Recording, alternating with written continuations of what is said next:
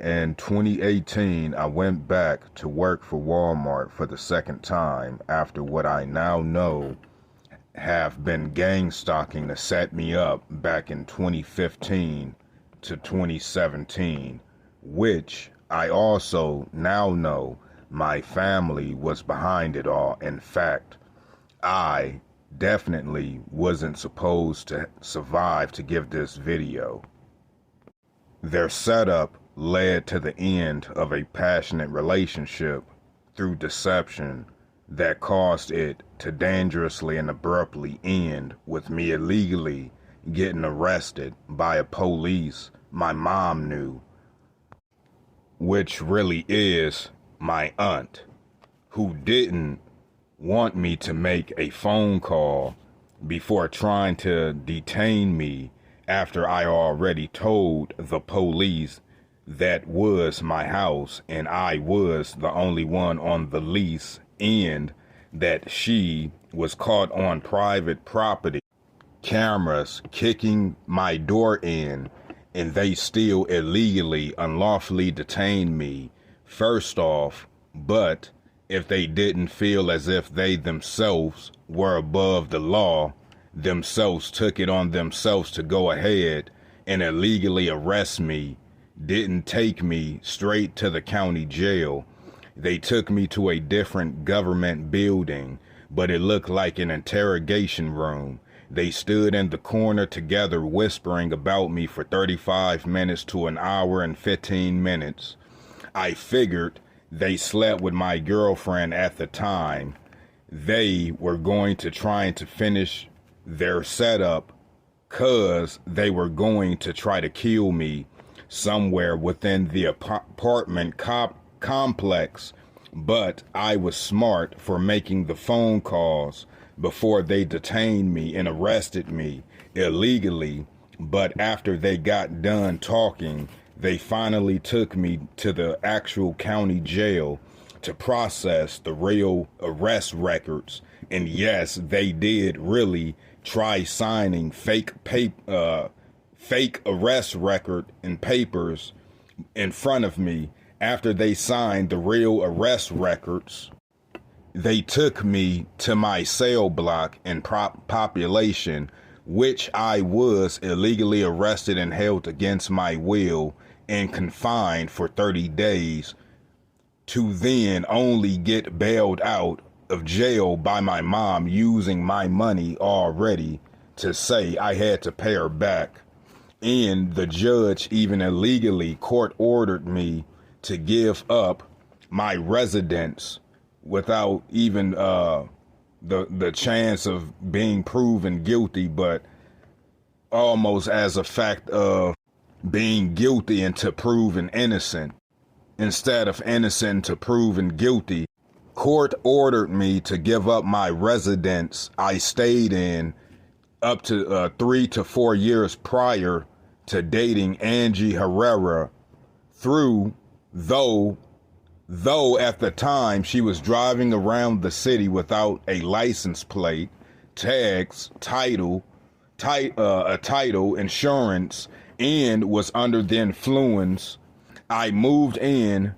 with my mom for a little while on house arrest in 2015 to 2016, also getting and working my first official job at Family Dollars after getting off of house arrest to quickly move from my mom's house, which was really my house, so I could get away from her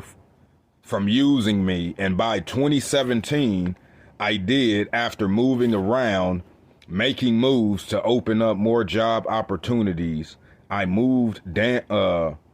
worked damn hard to increase my work skills just to increase my pay rate.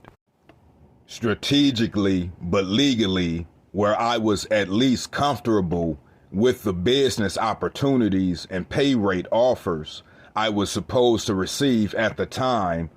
decided to invest in Walmart again for the second time in 2018 for further business opportunities and growth. But it was illegally again cut short by wage theft, work mobbing, gang stalking, discrimination, racism, censoring, violation of rights, violation of company code of conduct, violation of laws, violation of contract agreements, violation of company policies, smear campaigns, exploitation, threats, retaliation, demasculation of manhood, sexual harassment, assault on religious beliefs, ministry, congregation, nation, and religious laws. That after I illegally got fired, I wasn't able to keep my apartment I moved into in 2018, noticing my mom, which is my aunt, mysteriously brought a brand new SUV literally out of nowhere that looked like it could have cost $20,000 to $40,000. Then when I know that she stole all the child support that was paid by my dad, and the last job she really worked like that is when I was like 4 to 7 years old, and she worked as a cook and she worked as a line cook or a cashier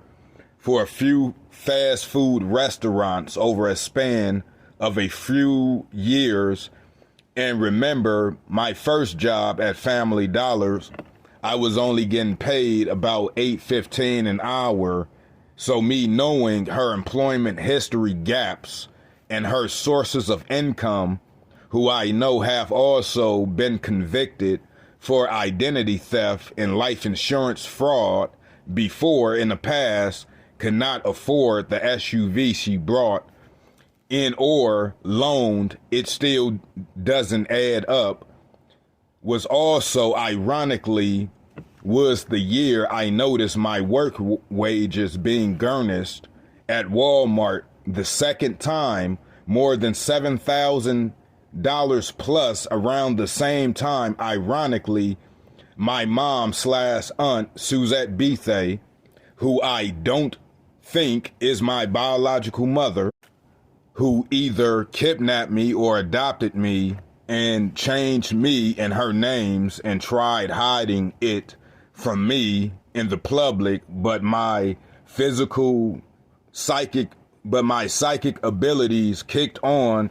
once I seen my mom/aunt attitude change towards me after her mom passed away, which I think was a cover-up, in that she went to jail for identity theft and life insurance fraud. In the same year her mom passed away, she moved into a 5 to 7 bedroom house. Once again, she shouldn't have been able to afford. Then within a 12-month time span, then tried to get a life insurance policy on me. I pulled my phone out, hit the record button, and told her and the life insurance agent, hell no, do not sign and do not let her sign those papers, because I did not consent, and that I know those contracts are illegally forged, and if they did, I was going to press charges.